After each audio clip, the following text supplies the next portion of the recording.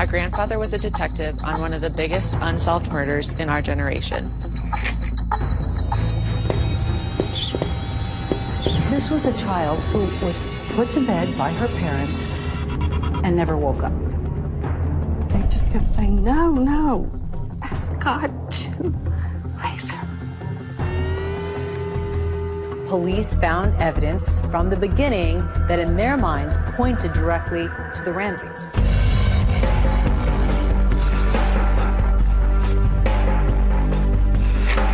They knew at the time that there was DNA and that it was not the Ramsey's DNA.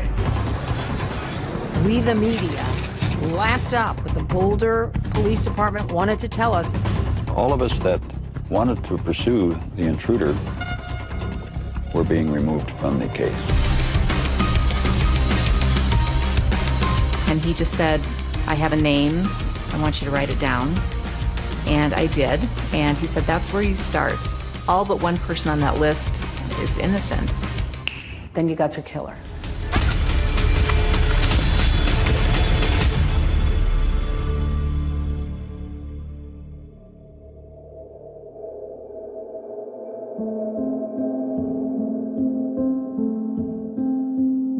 JonBenet Ramsey, the little girl in Colorado, was murdered. Beauty queen JonBenet. JonBenet's murder has frightened residents of Boulder.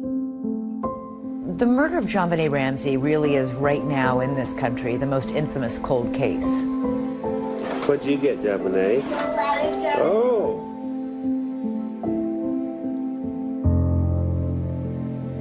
People want to know who killed JonBenet Ramsey. There is so much mystery surrounding JonBenet's murder, and it's lasted nearly a quarter of a century.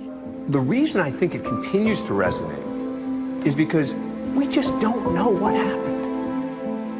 She was a spark plug in our family. That's how I looked at her. She kept things alive and going. She was a ball of fire. She was always very caring and spiritual. She could stand on her head. She could hula hoop. She could rollerblade. And she just recently learned how to climb a rock wall. She was a 6-year-old girl, somebody's daughter, somebody's sister, and she was taken from us in a very violent way. I think the fascination for this case endures because we still don't know who killed this little girl. We want to know what happened to JonBenet. We want justice for JonBenet. That's why the case endures. Until the day we die, we'll be looking for the person that murdered our daughter.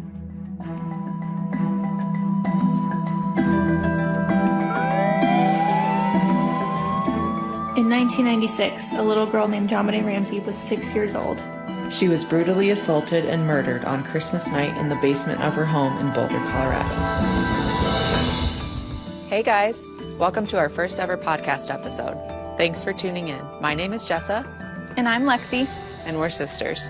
I think there's a new generation who's into the JonBenet Ramsey case, who were her age and were told to stay inside by their parents when she was murdered. I think, yeah, growing up it scared me a little bit because we were the same age and, you know, same state and blonde hair, blue eye, you know, it was a little bit scary. I remember thinking that I could not believe that this happened like so close to our home. You think that your home is safe, that this place is safe, and you just don't think that it could have happened here, and it did. The murder took place sometime between 10 p.m. on December 25th and 5:30 a.m. on December 26th, 1996. They know a lot about the case. My two girls, they loved their grandfather. Our grandfather was a detective on one of the biggest unsolved murders in our generation, the JonBenet Ramsey murder. And with this podcast, we want to talk about the JonBenet Ramsey case from our grandfather, Lou Smit's perspective. Lou Smit was a really legendary detective from Colorado that was brought in early to investigate the homicide. Once he got a hold of a case, he never let go, and he had great attention to detail. Lou Smit made an 8-hour video presentation that includes notes on the case, potential suspects, the evidence he collected over the years. It's a virtual encyclopedia of the JonBenet Ramsey case. My name is Lou Smit. I'm a retired homicide detective from the Colorado Springs Police Department, and I have worked the Ramsey case now for approximately 10 years. What I'm going to do today is to just show a presentation that was made back in 1998. He had a history of closing cases. He had a 90% success rate. He advocated for the victim and stood in their shoes. So that's why we've chosen The Victim's Shoes as our podcast name. This really meant something to him, and he really felt he needed to find the killer of this little girl, and he needed to do that for JonBenet. And first and foremost, we wanted to continue our grandpa's legacy. That was one thing he asked for before he died. He wants the case to remain alive.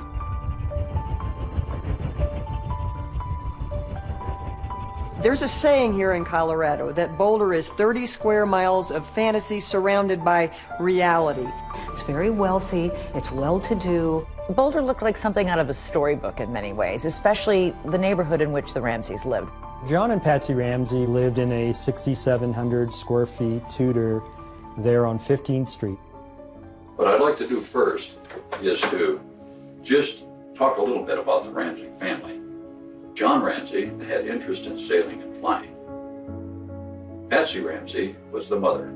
John and Patsy Ramsey had 2 children together. Their firstborn was Burke, 9 years old, and JonBenet, 6.5, in kindergarten. I'm a daughter. I'm a sister.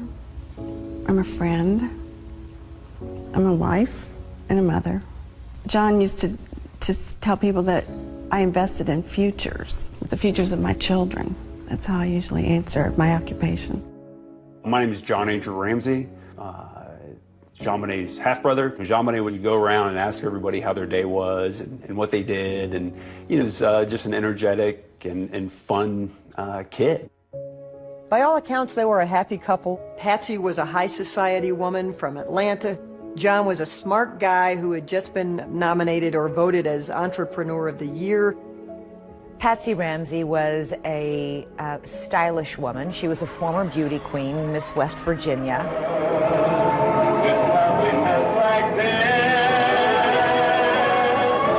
Oh, that is interesting because the case had gained so much attention because JonBenet was in pageants. By the time JonBenet was 4 years old, she was in the pageant system with big hair and lots of makeup.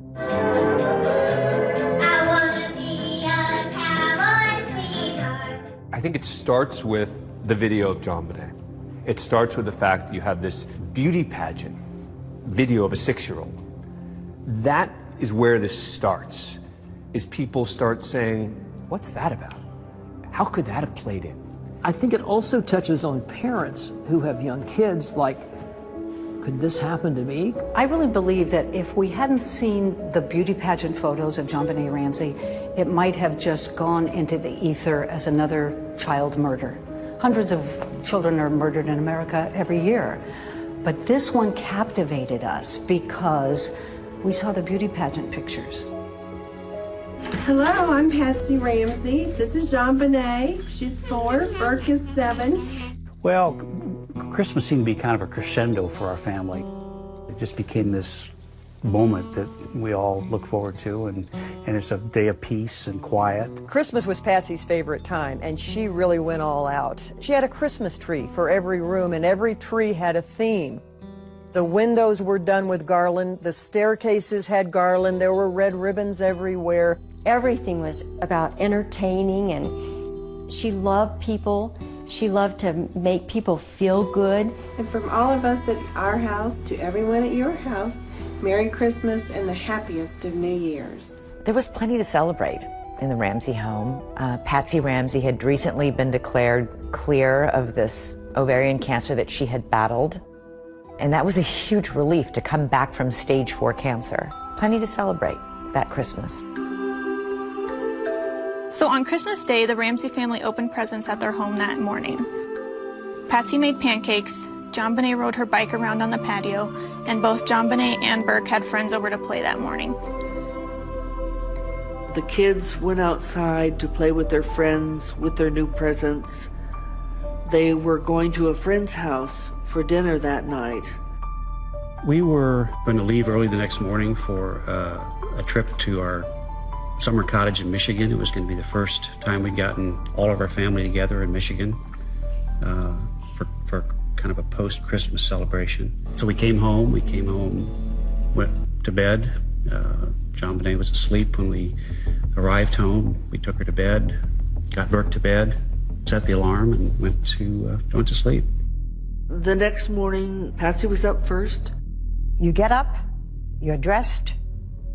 What happens? I went down our steps from our bedroom to the second floor. Then I started walking down the spiral staircase. And as I came to the bottom of the stairs, there were 3 pages neatly laid across one of the runs of the stairway. She picked up the note and she started to read it. I just remember when I read, "We have your daughter," it just, this overwhelming fear. And then? Then I just screamed for John, screamed. We have a kidnapping. Hurry, please. Explain to me what's going on. What's your name? Are you Patsy Ramsey? I'm the mother. Oh my God.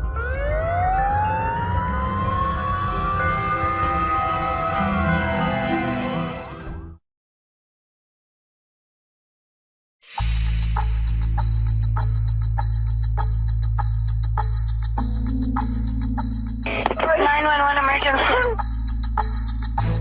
I was the call taker that night shift when the call came in.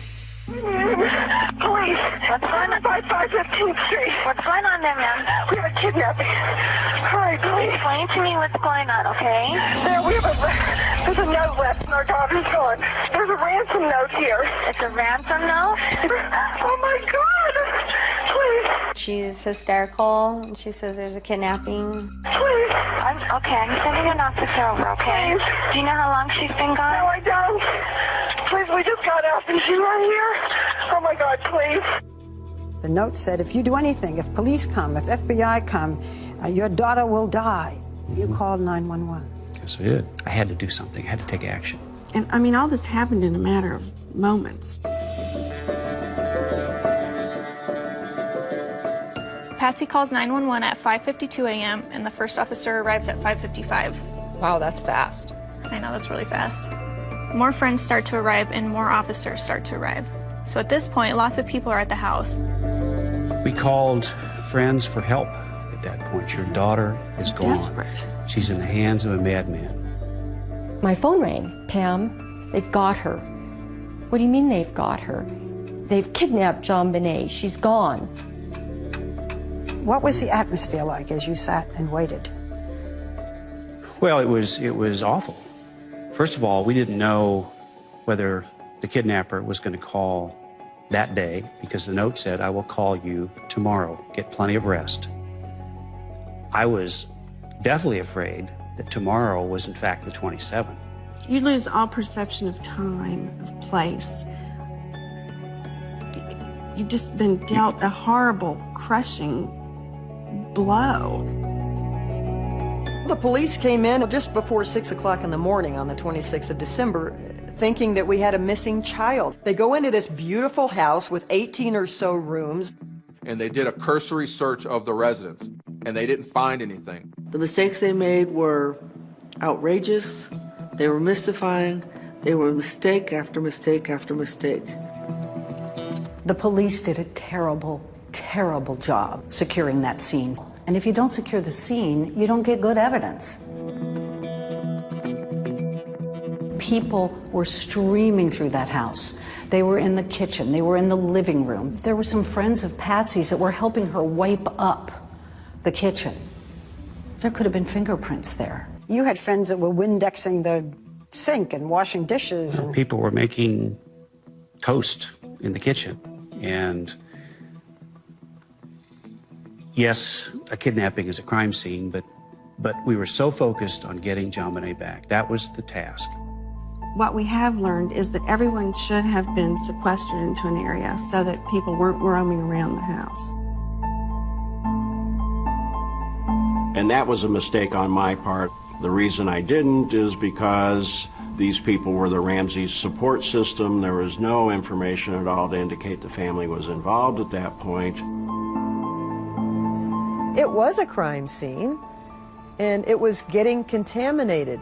The note was being passed around and reviewed by all of their friends. Of all of the evidence left behind, that ransom note is the most baffling. Number one, it is too damn long. A ransom note is not that long. A ransom note says, I have your child, I want $1 million, I'll call you later. This is the infamous ransom note. It begins, Mr. Ramsey, listen carefully. It was 3 pages long, and some people believe that a kidnapper that was truly kidnapping somebody would have written a very direct and to-the-point ransom note. 3 pages? What was that about? That ransom note was the War and Peace of ransom notes. Who would write a 3-page rambling ransom note other than someone trying to cover their tracks who was in the house? It's the weirdest ransom note I've ever read. You will withdraw $118,000 from your account. $100,000 will be in $100 bills and the remaining $18,000 in $20 bills. You think about this number and how is it relevant? And it's relevant because John Ramsey got a bonus from his company for $118,000. How many people knew that? I'm going to guess not a lot of people. Our grandpa compared the note to some examples that he found in movies. John? The movie Ransom was playing in Boulder. I have your son. Oh, Jesus. I want $2 million. Oh, God. In that particular movie, a fat cat industrialist, his son was kidnapped. There's a lot of the same verbiage in this note as was in even the note that was written in that particular movie. If we catch you talking to a stray dog, she dies. If you talk to anyone, I don't care if it's a Pekingese pissing against a lamppost, the girl dies. You and your family are under constant scrutiny as well as the authorities. Don't try to grow a brain, John. Do not attempt to grow a brain. Our guy's a real watcher of that particular type of movies. Dan, what does this tell you in terms of evidence? First of all, that someone felt comfortable spending the time writing this long note in the house. And whoever wrote the note is about to go from a kidnapping suspect to a murder suspect.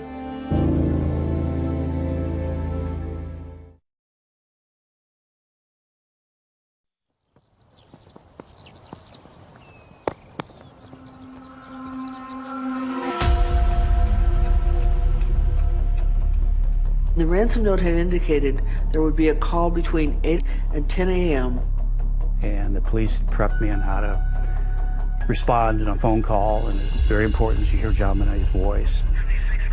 Police officers were leaving at 9:30 and 9:45 before that time period of the phone call had even expired. One lone detective was left on the scene.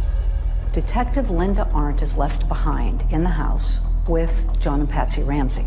She didn't have extensive homicide experience managing a kidnapping and what was about to unfold. This was likely pretty overwhelming for one lone police officer.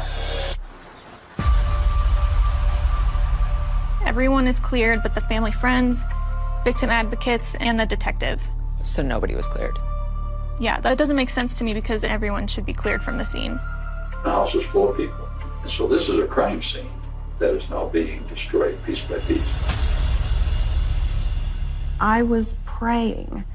Linda Arndt had said to me, we're hopeful that the kidnappers will just drop JonBenet off someplace. And I kept looking out the window, clutching this cross and just imagining that she was going to come running down the street. They're waiting for a telephone call from the kidnapper. What's going to happen next?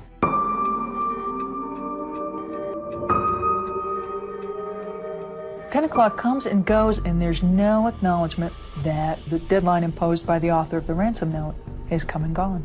Nobody seemed to mark it or freak out about it. She noticed John Ramsey checking his mail in the kitchen and thought that was odd.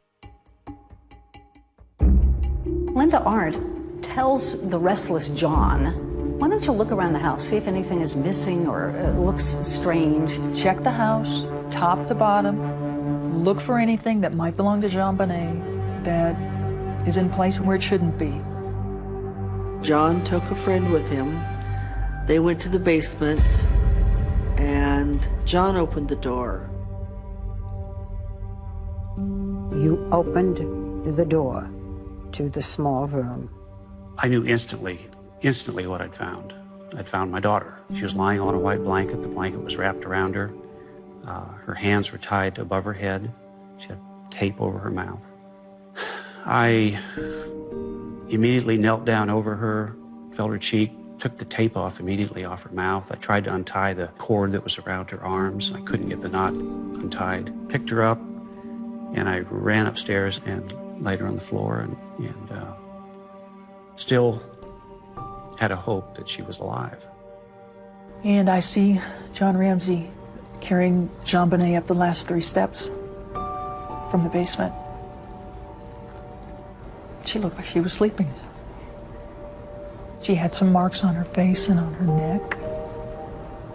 I knelt next to her and I leaned down to her face.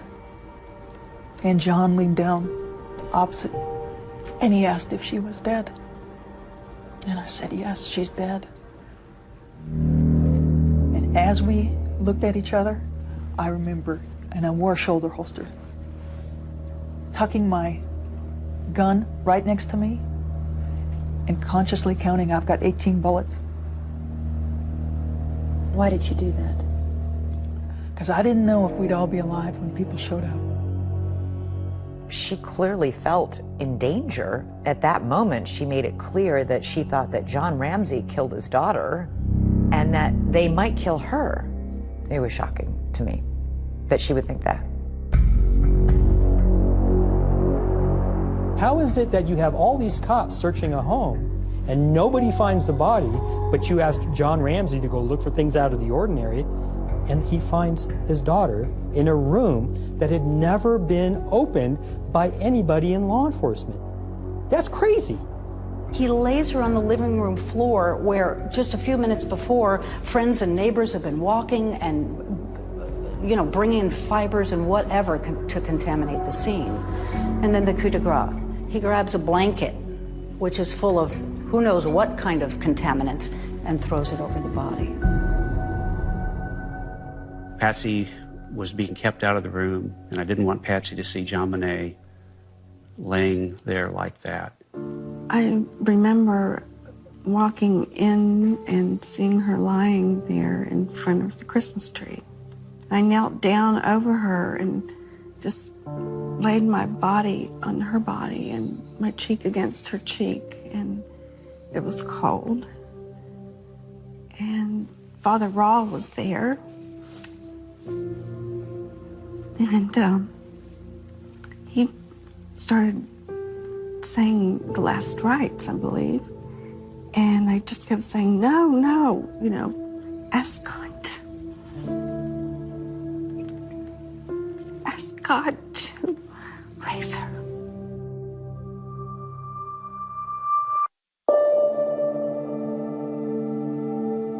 So the kidnapping of JonBenet has turned into the murder of JonBenet. JonBenet Ramsey was murdered in a horrific way. Many injuries to this little girl's body. We have the x-ray of her skull, which shows a fracture, a massive one. Right. This is an 8-inch skull fracture. So we're talking a major blunt force. This is just a massive blow.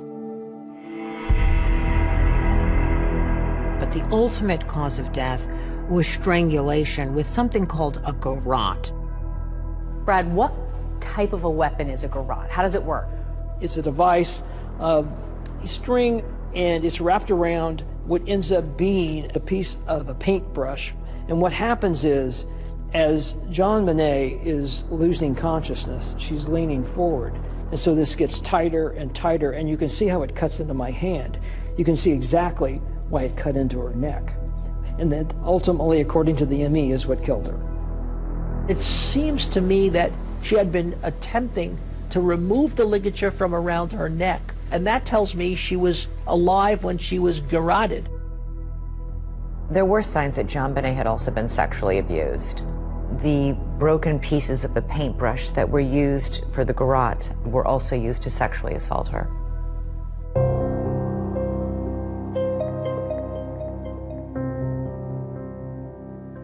What does it tell you about the murderer? Just how vicious and awful this death was for her?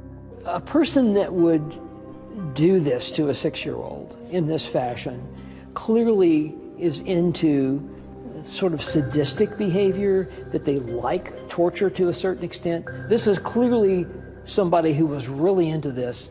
And was here with the intent to kill. There was no evidence of a break-in. There was no jimmying on the front door. There were 4 people in that house, and 1 died overnight. From the very beginning, they suspected the parents. Within minutes of JonBenet's body being found, this was who they were going to go after. And that's what they did.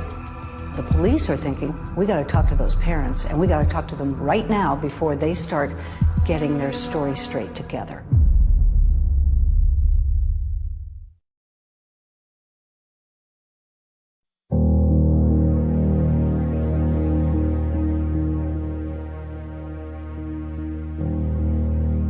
They brought JonBenet's body out past the candy canes that were decorating the front of the house, and there were only like 2 reporters outside to capture that. And then the storm happened. JonBenet Ramsey, the little girl in Colorado, was murdered. Beauty queen JonBenet. JonBenet's murder has frightened residents of Boulder. News outlets from around the world had descended upon Boulder and were just hiding in trees and bushes and digging through our trash, following me around town. I mean, it was war. The JonBenet Ramsey case was completely out of control. You also have to remember the O.J. Simpson case had wrapped up. The 24-hour news cycle, their content had dried up. And so along came the Ramsey family, and we fit right into that slot. JonBenet Ramsey was a precocious 6-year-old. She had been strangled to death in the basement of her own home. You have the shock, this incredibly horrendous crime, and then you have these videos that surface. I wanna be a cowboy, sweetheart. I wanna learn to rope and to ride. Of this beautiful young girl. JonBenet Ramsey. Dark blonde hair and green eyes. Dancing in her costumes, and those were the first viral videos. She might become an Olympic ice skater. It's part of what turned it into an international circus. Now we have Instagram and we have Snapchat, but back then, this was one of the first moments in time where something truly went viral. This little girl's image was everywhere overnight. The biggest negative factor about John and Patsy Ramsey was that they had allowed their daughter to be in child beauty pageant contests, and people did not like them. As our grandpa stated, this was a brutal, premeditated murder, not just a little doink on the head covered up by perverted staging. It seems unimaginable to most parents out there that any parent could do something this brutal, this heinous to their own child, and yet police found evidence from the beginning that in their minds pointed directly to the Ramseys. Particularly, Amy, when you start with children of this age, when they die, tend to die at the hands of their parents. So the focus is naturally going to be on the parents to begin with. Now, in the house, the ransom note is written on a pad that belongs to Patsy. So this is the notepad. This location right here is where the note was physically found by Patsy. The pen that was used was in the house. So this is the garrote that was used in the murder of JonBenet, and it's a special significance because of what it was made from. Yes, it basically is an artist's paintbrush that's broken, and what's important is that it actually came from Patsy's art supply. And there were even fibers on the backside of the duct tape that had been on JonBenet's mouth from Patsy's clothing. And that was very, very important. But there are problems because Patsy lived in that house. Would those fibers have been there anyway?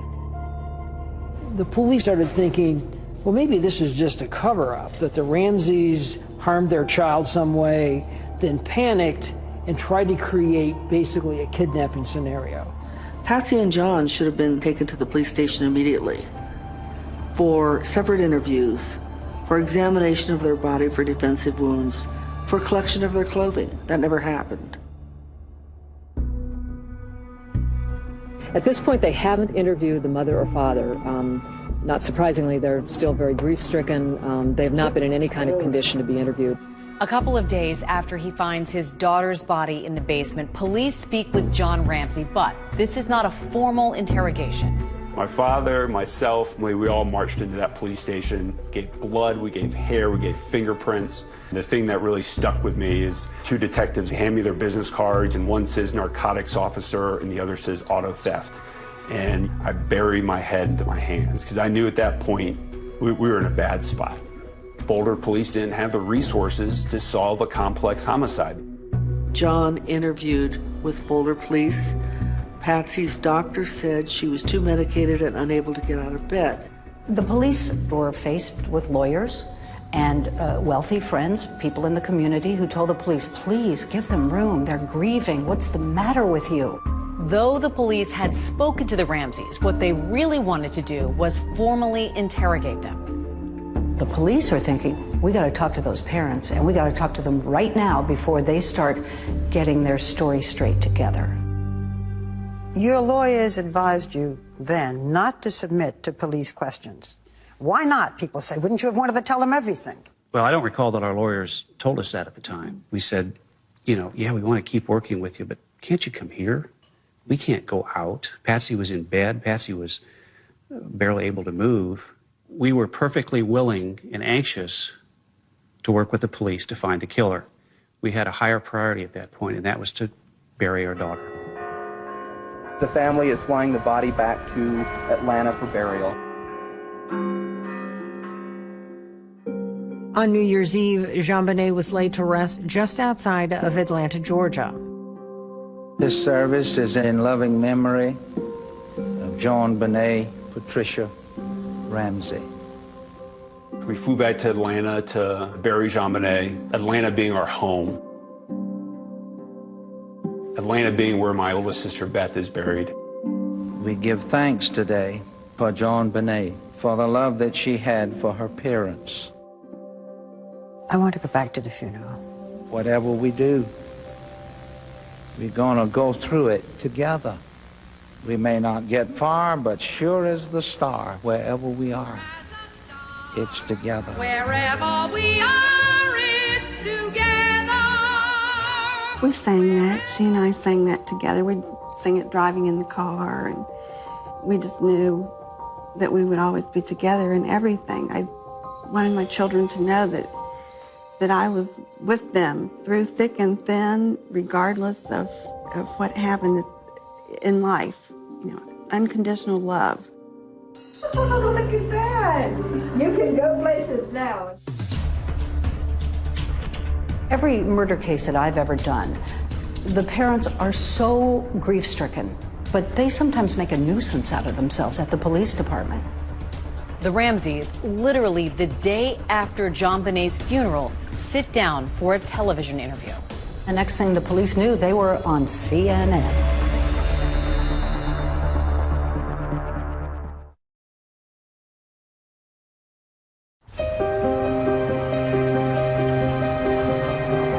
The Boulder police don't interrogate the Ramseys, but they remain the main suspects.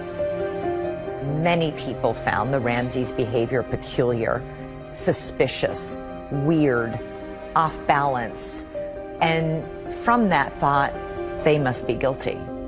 When you realized that you two were the prime suspects, what did you think? What did you feel? What did you say? Well, we were outraged. We were shocked. How could they think that? We were a normal family.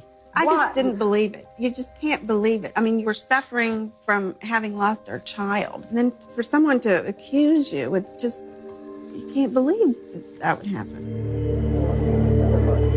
A lot of people said, if that were me, I'd be on the steps of the police department finding the murderer of my daughter. Then they go on CNN and say they didn't do it.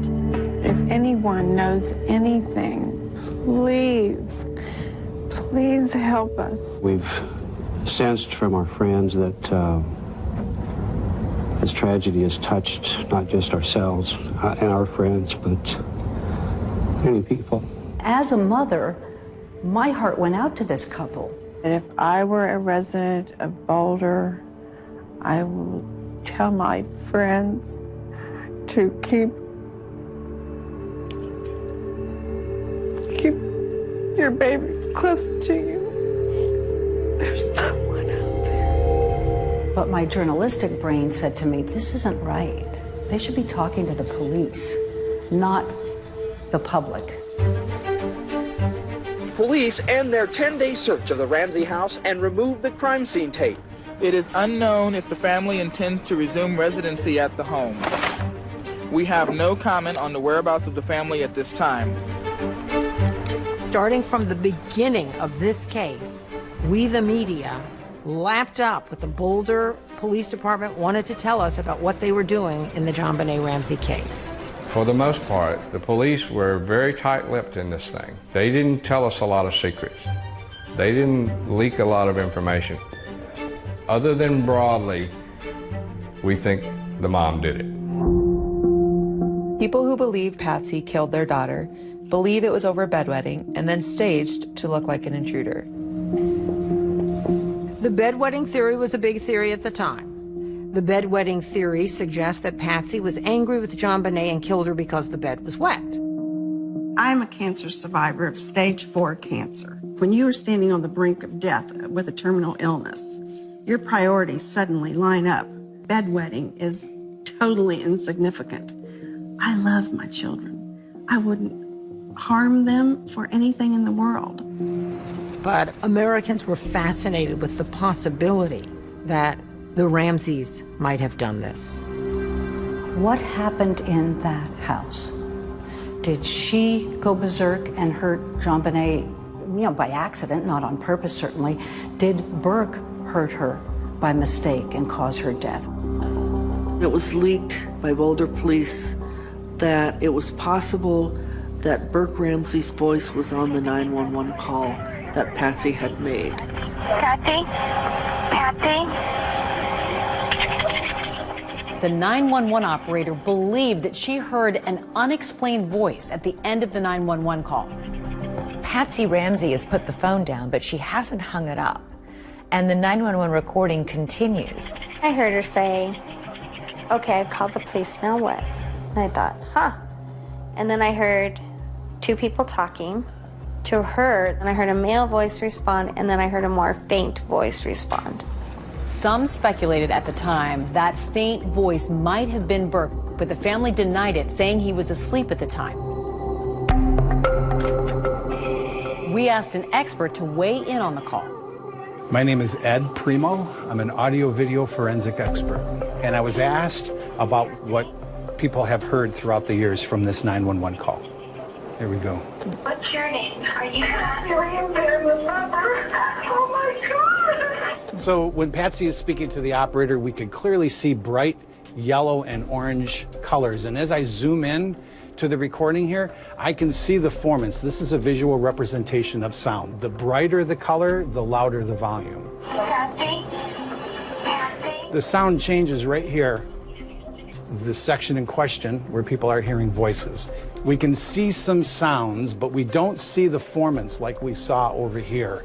So I can't rely on those being words. There's just not enough signal-to-noise ratio in order to be able to perceive what those sounds are. They could be noise, and they could be voices. I just can't, as a scientist, arrive at a reasonable conclusion.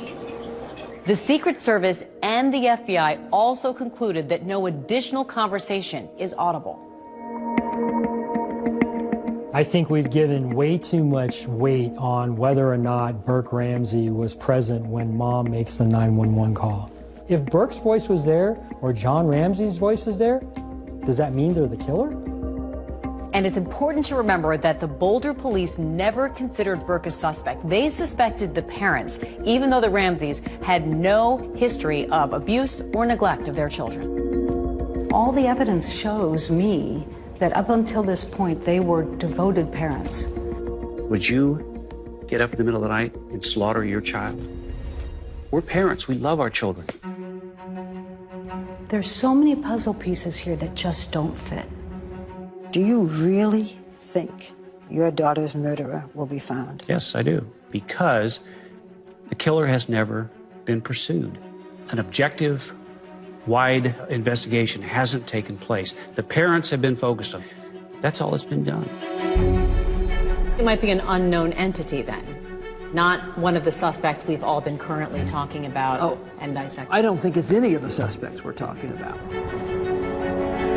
What we know is that just within a few mile radius of the Ramseys' home, there was approximately 38 to 40 sex offenders in that area. And the question is, have they all been completely vetted? Was it an accident? Was it intentional, premeditated? I want to say something to the person or persons that took this baby from us. The list of suspects narrows. Soon there will be no one on the list but you.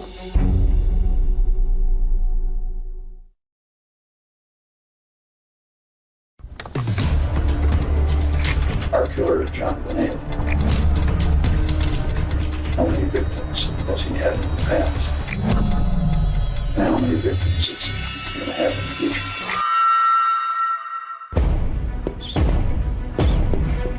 The grand jury couldn't point the finger at one or the other, but they were convinced that it was one of the two of them and that the other one helped. Go back to the damn drawing board.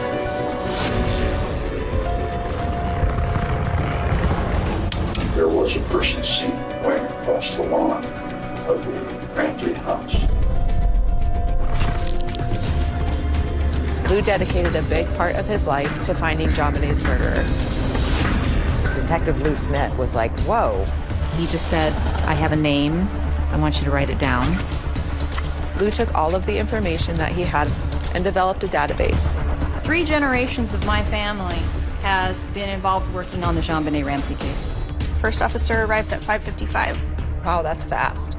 I know, that's really fast. Lou Smit's family believes that all but one person on that list is innocent. We're in better position today than we've ever been to solve the JonBenet Ramsey case.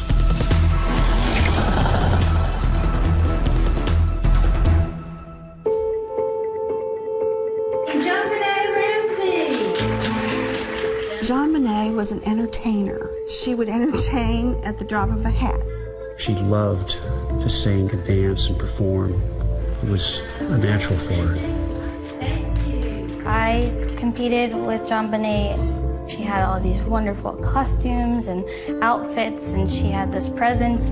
Third runner-up, JonBenet Ramsey! It wasn't really a competition to her. It was more of like, this is fun, like let's go on stage and do that.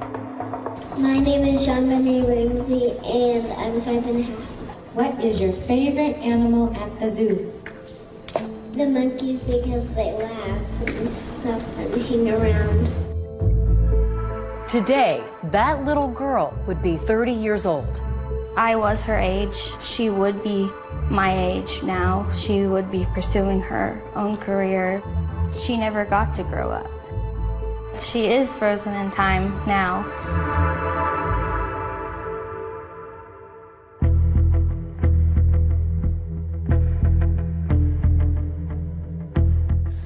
Well, the police were convinced pretty early on that Patsy and/or John were involved. And you had a district attorney's office that was saying, not so fast. And that created enormous tension between the two. Did you hear anything yesterday? I think there are some new developments. Alex Hunter, the district attorney, wanted someone to come in with fresh eyes in this case and look at it from the perspective of a defense attorney. Who might have killed JonBenet as an intruder, not just the parents, but from the outside? Boulder DA Alex Hunter brought Lou Smit out of retirement to help solve the Ramsey case. One of the great challenges is to try to do the case right. And, I think we're making efforts to meet that challenge by involving people like Lou Smit. The legendary investigator Lou Smit. He had a history of closing cases. He had such tenacity. He was a bulldog. Once he got something in his mind, once he got the reins in his teeth, he was not letting go. Lou Smit was my father. He was just known as, detective that solved cases. When he got to a murder scene, he spent time dictating everything he saw. Where the sun was in the sky, what the weather conditions were like, what the neighboring houses looked like. Our grandfather was a detective on one of the biggest unsolved murders in our generation. Prior to this case, Lou Smit had investigated over 200 homicide cases that led to arrests and convictions. Lou dedicated a big part of his life to finding JonBene's murderer. When he started his investigation, he felt like everybody else did, that it was probably one of the two parents. It seemed as though the parents were probably involved in it. I thought this would be a fairly easy case. I thought it would be a slam dunk. And I even remember talking to my daughter. I kind of joked with her, saying that, if somebody did get in the house, it must have been Santa Claus coming down the chimney.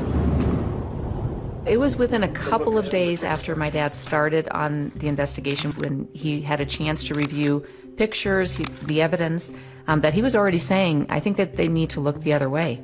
He was already noting in his journal that he felt that they needed to look at an intruder. Lou came up with the intruder theory. You can't think about that theory without associating it with Lou Smit.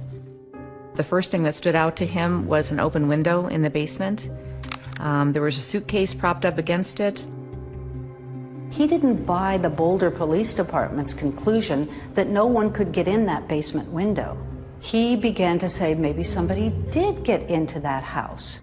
I'll show you how easily it can be done. So what did Lou Smit do? He went and climbed in the window himself with a camera rolling to prove that it could be done.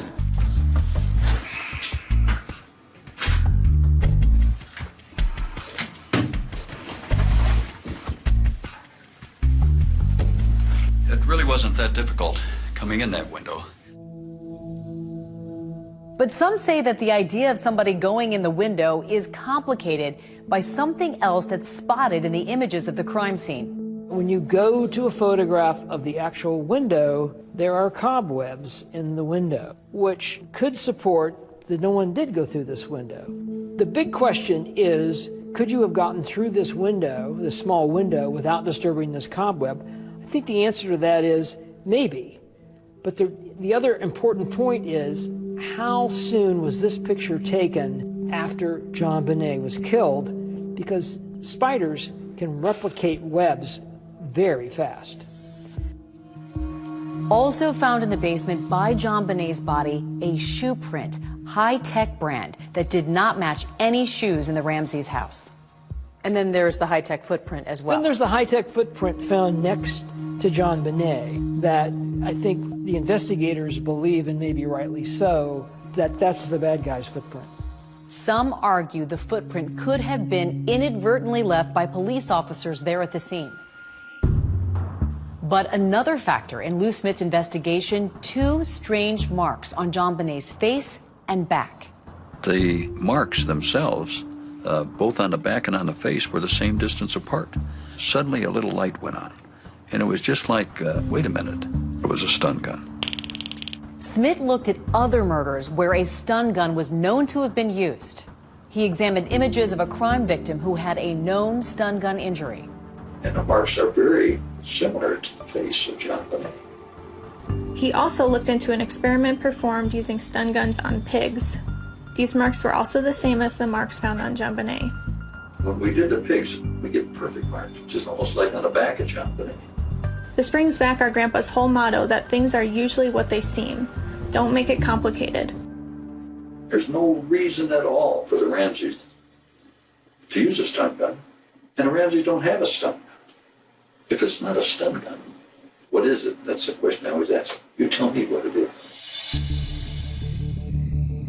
So everybody sort of poo-pooed and ridiculed the intruder theory until Lou Smit started to stand up and point out things that everybody else, from the Boulder PD to the general public at large, had overlooked or dismissed. He said, wait a second, we need to look at this again. It actually is possible. It actually is plausible And in his view of it, it's actually the most likely thing that happened.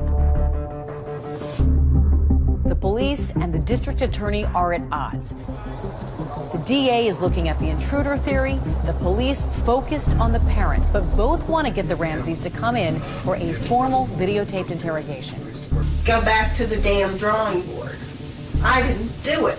Lou Smit thought that the Ramseys were being targeted unfairly. Thought there was something drastically wrong. I had seen evidence of an intruder.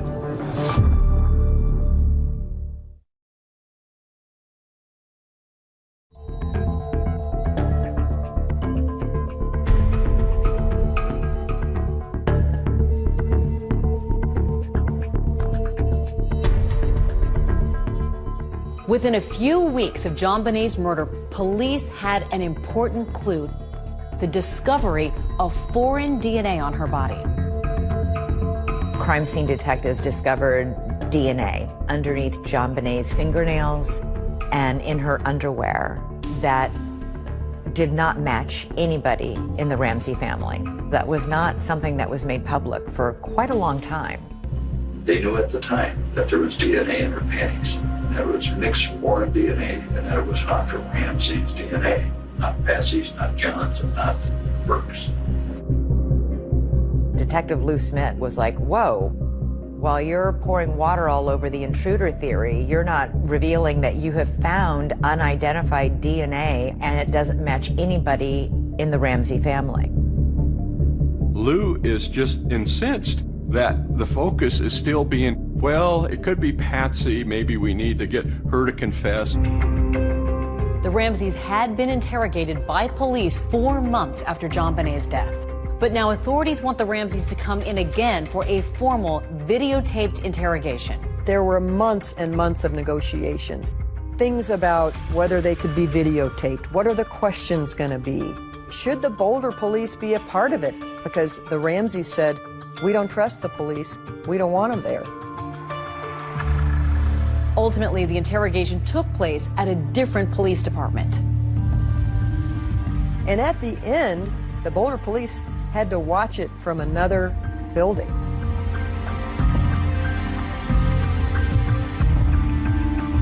The Ramseys finally sit down with the police for a videotaped interrogation in June 1998, a year and a half after JonBene's murder. Today is Wednesday, June the 24th, 1998. I'm president of the Broomfield Police Department. Tricia Ramsey. Tom Haney, who was one of the most respected homicide detectives out of Denver, was chosen to interview Patsy Ramsey. Patsy Ramsey had a year and a half to prepare. I knew that it was going to be tough to get a spontaneous response. Do you ever recall purchasing black duct tape like this? It seems like there can't be a house in the world that doesn't have duct tape because it repairs everything. Well, I never liked it because it's so gooey. I mean, gooey. He started out softly and kindly and curious, and then he got pointed with his questions, and that made Patsy angry. If I told you right now that we have, in the process of being examined, trace evidence that appears to link you to the death of JonBenet, what would you tell me? That's totally impossible. Go retest. How is it impossible? I did not kill my child. I didn't have a thing to do with it. She said it was impossible that we had physical evidence linking her to the crime. I'm talking about scientific evidence. I don't give a flying flip how scientific it is. Go back to the damn drawing board. I didn't do it. John Ramsey didn't do it, and we didn't have a clue of anybody who did do it. I am so taken with her swagger. She just tells them, you know, you think you have some evidence on me? Well, you better look again. We love that child, okay? We're not involved. Read my lips. Let's find out who is. She's very feisty. She's very combative. And that doesn't mean she's guilty. but it doesn't mean she's innocent either. My life has been hell from that day forward. And I can't stand the thought of thinking that somebody's out here walking on the street. God knows they might do it again to some other child. You know, quit screwing around asking me about things that are ridiculous and let's find the person that did this. Lou Smit was assigned to interrogate John Ramsey. When Lou interviewed someone, he pried anything out of people just by being understanding and really listening. Now, John, I know this is touching right back on a very delicate spot. Was this tape wrapped around anywhere? Was it stuck down? It was very firm across her lips. I thought John was much more measured and composed. You don't see the drama. I see a lot of pain in that man. I reached out, flipped the latch, opened the door, knew immediately what I found. Okay, and you say immediately? There was a white blanket, and I just knew I found her. I think those tapes were so intriguing to watch, but the bottom line is there's nothing there that they could use to say, aha, we've got you. Both John and Patsy deny in the interrogations that anyone in their family killed JonBenet. We want to do what we can to help solve this case for you. My dad's conclusions after that interview were just firmed up his belief that the Ramseys had nothing to do with this murder. I'm not saying parents don't kill their kid. Parents do kill their children. So, but they're trying to say, Patsy, that their actions before, during, and after are all consistent with innocent people. You didn't do it. My dad started getting frustrated as time went on because he felt that the case against the Ramseys was being slanted where no other evidence was coming in. I thought there was something drastically wrong and that there was a gross injustice in this case. I had seen evidence of an intruder in the house that night. Lou Smit thought that the Ramseys were being targeted unfairly, and he didn't believe the police were listening to him. Smit so strongly disagrees with the prosecutor's focus on the Ramseys that he is resigning from the case, saying, "The case tells me John and Patsy Ramsey did not kill their daughter." He wrote a letter to Alex Hunter telling them that he couldn't be a part of the persecution of these people, is how he termed it. He wrote, "I intend to stand with this family and somehow help them through this and find the killer of their daughter." My dad may have resigned from the district attorney's office, but he never stopped work on the case. He walked in JonBenet's shoes, and he owed it to her, he felt, to continue his investigation. One thing Lou Smit fought to do was tell a grand jury his side of the story, the intruder theory.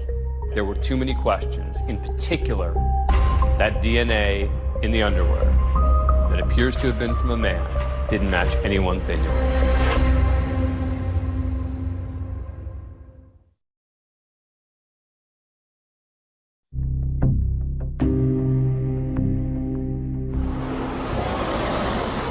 Grand jurors arrived at the Boulder County Justice Center this morning and were escorted into the courthouse by sheriff's deputies.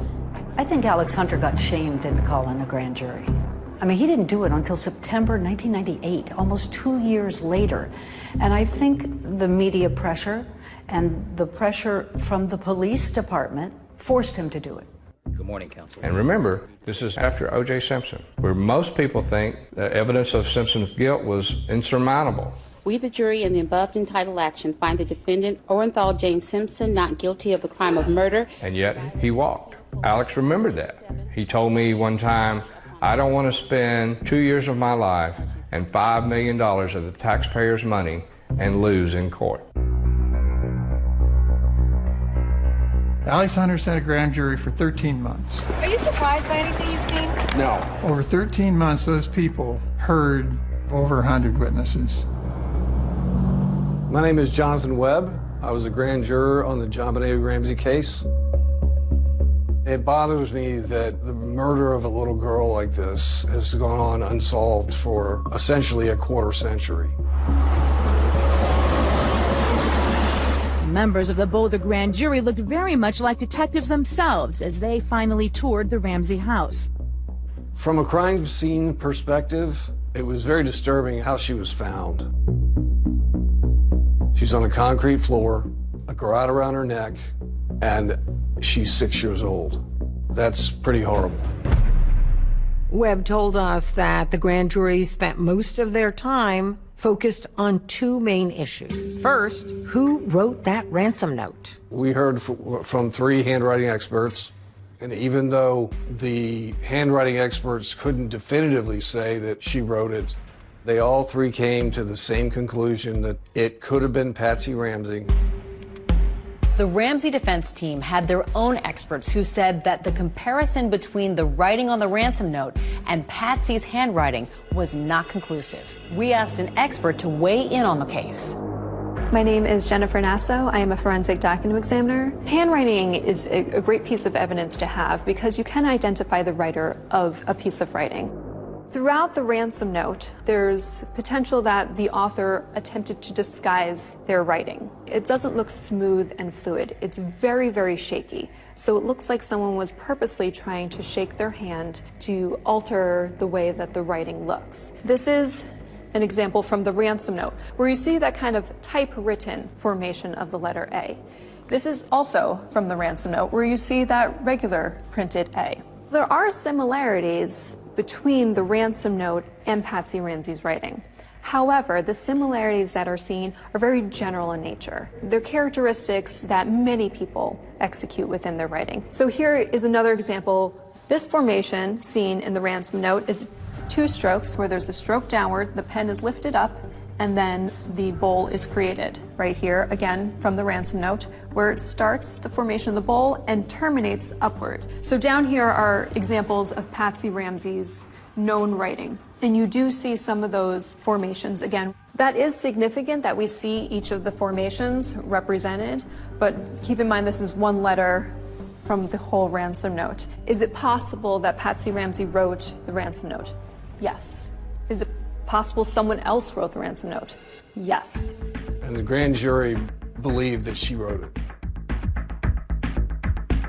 The second focus for this grand jury, according to Jonathan Webb, was the viability of the intruder theory. Smit actually presented his intruder theory to the grand jury. This is the very first photo taken of the training room basement window. The window is wide open. Now, if I was a detective, I'd have said, wow, this is entry. But the grand jury wasn't buying the intruder theory because of those cobwebs in the window. The intruder theory didn't make sense to the grand jury. The Boulder police had photographed cobwebs. So for someone to get through a small opening like that and not disturbing a cobweb would be remarkable. A grand jury does not decide guilt or innocence the way a regular jury does. The grand jury is only there to decide whether or not there is probable cause to charge the suspects with a crime. We were troubled by to what level of confidence do we need to have to vote to indict? And it's the preponderance of the evidence, which means greater than 50%. And soon after that, we voted to indict. Both Patsy and John are accused of permitting a child to be unreasonably placed in a situation which posed a threat of injury to the child's life or health, which resulted in the death of JonBenet Ramsey. And then in the other one, did unlawfully, knowingly, and feloniously render assistance to a person with intent to hinder the apprehension of the person. These two things together make it clear that the grand jury couldn't point the finger at one or the other, but that they were convinced that it was one of the two of them and that the other one helped. This is 7 News at 5. There is high anticipation in Boulder right now for a Ramsey decision, and we are about to hear an announcement from Boulder DA Alex Hunter. I and my prosecution task force believe we do not have sufficient evidence to warrant the filing of charges against anyone who has been investigated at this time. I was shocked. It's extremely unusual for a grand jury to vote to charge and the DA not charge. And you think it was the right decision? I think it was the right decision. I think no matter what you think about the case, I think that they would never have gotten a conviction. Thank you very much. There were too many questions, in particular, that DNA in the underwear that appears to have been from a man didn't match anyone they knew of. We've done all this work to try and vet the Ramseys. What work have we done to truly vet other potential suspects in this case? That's why Lou Smit continued investigating even after he resigned from the case. Lou Smit calls me cold, and I said to him, I've been praying for somebody to call and one to listen. Well, I believe a friend of mine killed her.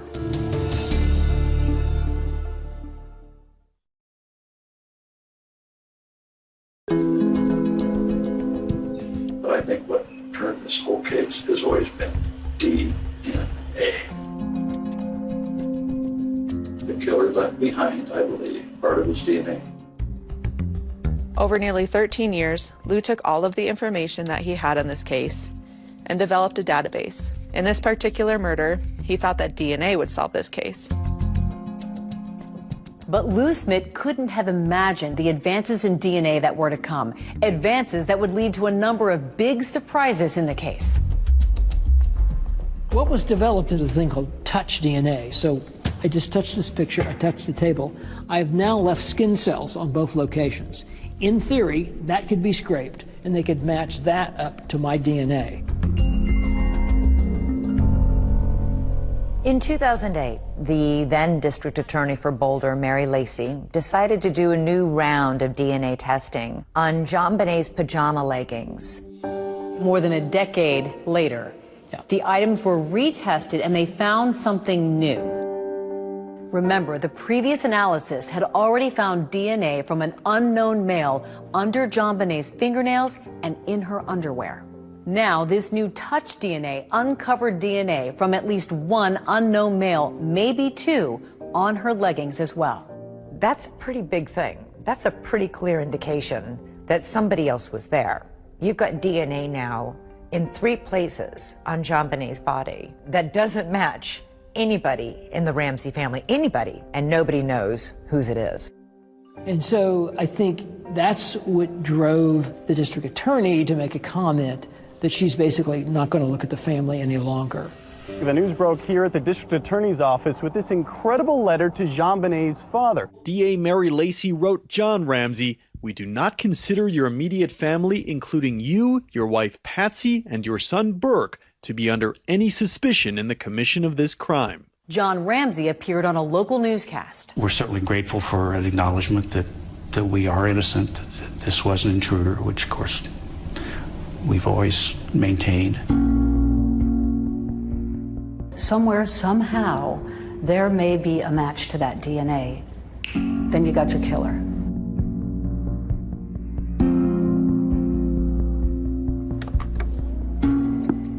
Our killer, JonBenet, how many victims has he had in the past?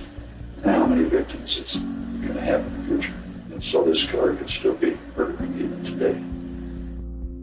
Lou Smit spent years organizing and investigating the evidence in the JonBenet Ramsey murder case, but eventually he ran out of time. When he got sick with cancer, he knew that his time was limited.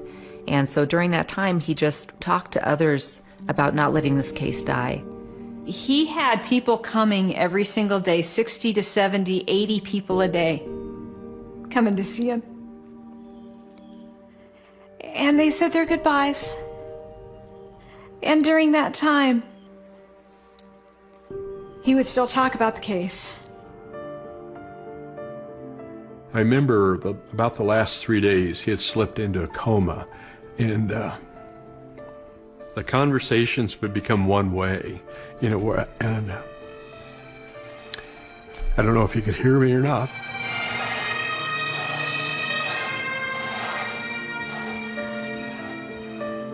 It's very much an honor to be here to celebrate Lou Smit's life and to share my thoughts with you. I'm John Ramsey. I had the opportunity to visit Lou a week before he died, Remarkably, during that time together, Lou talked a lot about the case. He hadn't given up. He never gave up. When Lou Smit died, he passed the torch of the JonBenet Ramsey investigation onto his daughter, Cindy Mara, and she took it. And he just said, I have a name. I want you to write it down. And I did. And he said, that's where you start. You know, we'd be glad to pay that. We don't have that electronic report, so we would need Boulder to send it. After my dad died, you know, a couple of us, our family, and then some of his old homicide partners, we just formed a team. You want to go down to number 2, because that is an in-state one. Yep. What we all share in common is that commitment to fulfill Lou's dying wish, that this case doesn't die with him.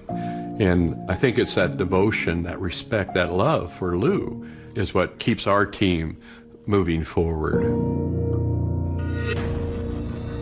There were a whole host of other possible suspects. This is Bill McReynolds, the local Santa in town.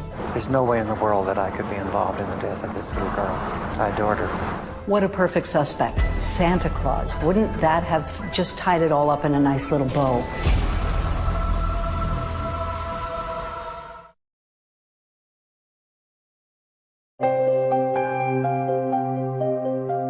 Grandpa stated that if you can't show me a motive, show me evidence of bad character. If you can't show me evidence of bad character, show me evidence. He had condensed everything he knew about every person of interest into a spreadsheet. The team that his family created is confident that the killer's name is on that spreadsheet.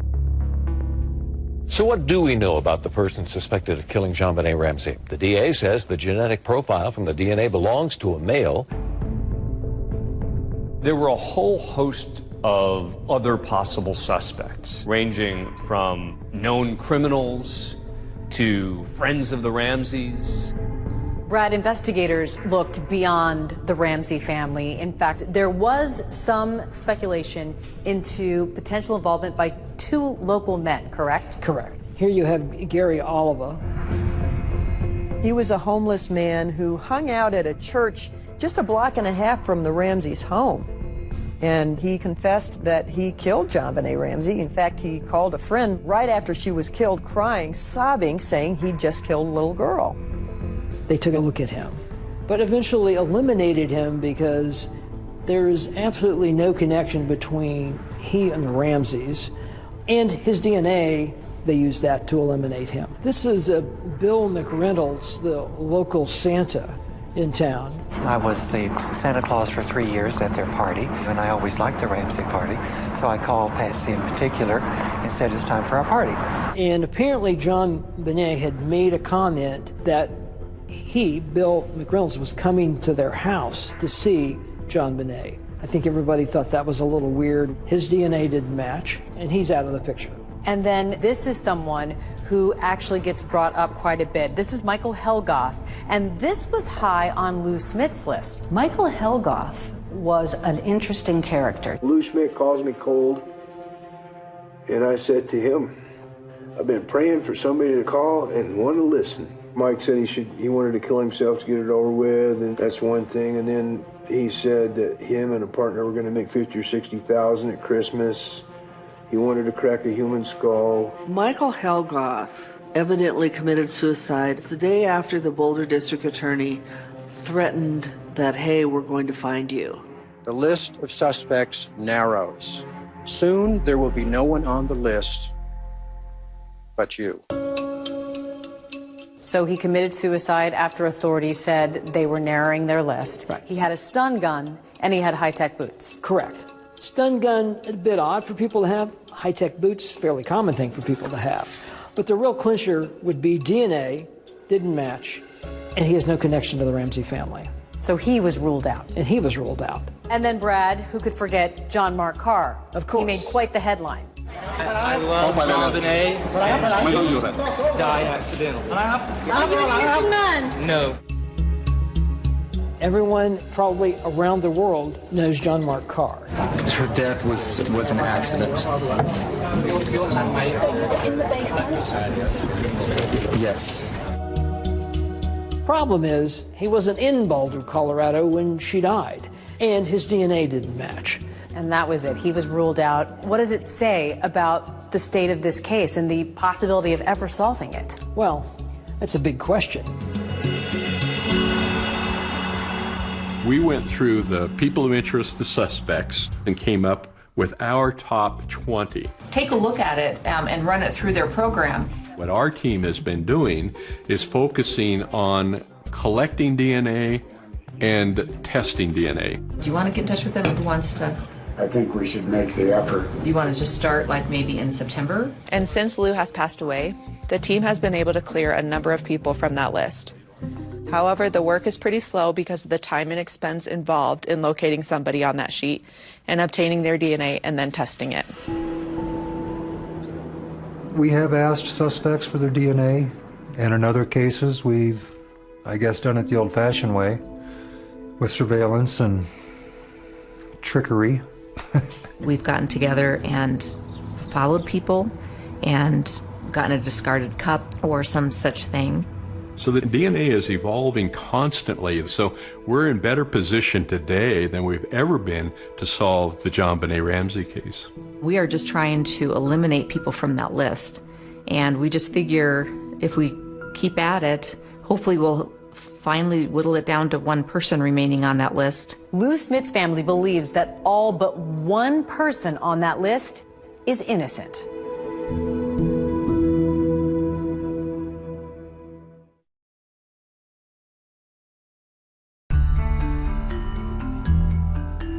Who murdered JonBenet Ramsey? Will the case ever be prosecuted?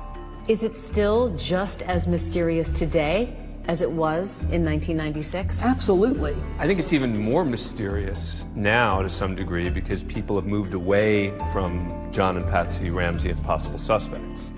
And so then you're sort of faced with this question of who the heck was in that house? How'd they get in? Why'd they target her?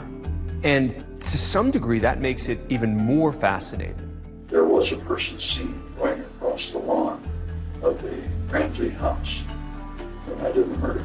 Was there a killer trying to get into the house? In September, we met with the Boulder DA's office and PD. And what we presented was a confidential list of our top 20 people of interest and the list of the 8 people of interest that our team had eliminated through DNA analysis. We just don't feel at this point that they are actively investigating this case. The Boulder Police Department says the Ramsey case is an active, ongoing investigation, but they have never publicly commented on the handling of the case. This team isn't going to give up. There's a third generation. My daughters and others will continue on with this case when we end up being too old to do it. But we're not going to stop investigating. We're just not going to do it. This case boils down to intruder or Ramsey. And if the Ramseys didn't do it, then it's an intruder. And if it's an intruder, the intruder is still out there. The case took its toll on the whole Ramsey family emotionally and financially over the years. John Ramsey would lose his job and spend millions on private investigators, lawyers, and security. There are still people today, John, 22 years later, who believe you or Patsy or Burke had something to do with the murder of JonBenet. I know that. And how could they have believed otherwise? Because that's what they were told. You know, even if we have a conviction, confession, and this person's in prison, there's going to be 5–10% of the population that still thinks we're guilty. My dad certainly suffered a tremendous amount, but I think he's focused on life today and enjoying life with his family and grandkids, and he's remarried. Patsy died from cancer in 2006. She's buried in Marietta, Georgia, next to JonBenet. In my mind, she's still my 6-year-old little girl. That's how I remember her. Every once in a while, I'll see a little child from behind, a little blonde-headed, ponytail girl, about 6 years old, and that catches me for a second because it looks like JonBenet. The family has not lost the will to fight and the will to find the killer. We work on this daily. There's a group of dedicated volunteers that work on this daily. I want the trauma to stop for the family. And if we can find the killer, then the next generation doesn't have to live with that trauma and the unknown and the speculation. The only way to do that is to find out who did it. I think it's really important for people to understand that this case can be solved. There's a narrative out there that this is an unsolved homicide, and we just have to accept that as fact. And that is not the truth. If we leverage the evidence, we follow the facts, we will find this killer. I used to give people my trust, and it was theirs to lose. Everybody carries a burden. They struggle with loss or heartbreak, but everybody has to have hope. Just recognize that there could be evil around you.